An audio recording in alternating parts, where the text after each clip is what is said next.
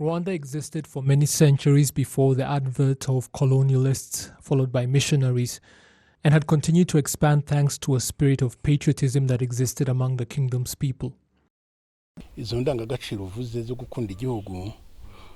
Those principles of patriotism you mentioned were highly regarded, so much so, problems like corruption that you hear so much about nowadays did not exist. Any Rwandan traveling was required to help the kingdom gain more produce and arms.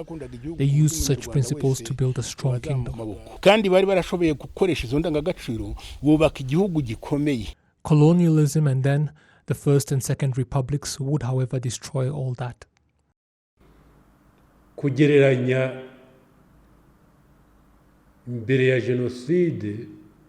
To compare things before and after the genocide is like trying to compare night and day.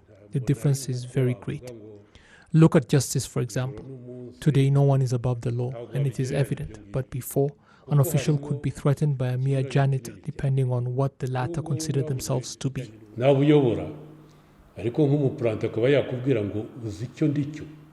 Even though many Rwandans were forced to flee when things got bad in the country, they took the values of old with them. They took those values with them abroad and brought them back when they took up arms to return by force because they were left with no other choice.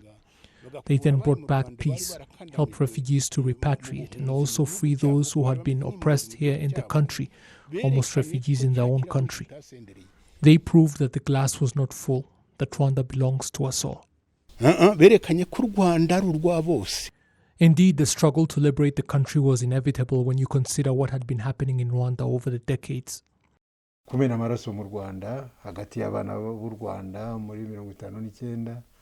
The blood that was spilled among Rwanda's own children in 1959, and in years later, all the way to 1967, clashes continued in the country and blood continued to be spilled. In 1973, it became worse, with more people killed and many were forced to flee, similar to what had happened in 1959. And then in 1994, it culminated in the genocide against Tutsis.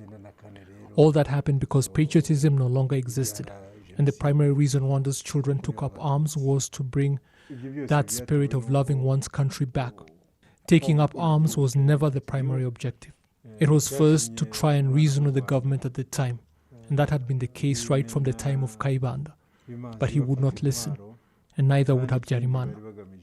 All diplomatic channels were sought, envoys were sent, so were letters urging them to address the many issues the country was facing, political, economic, and people's welfare, and even the glaring lack of patriotism at the time. When they refused, it was decided that the country had to be protected, and that is how arms were taken up.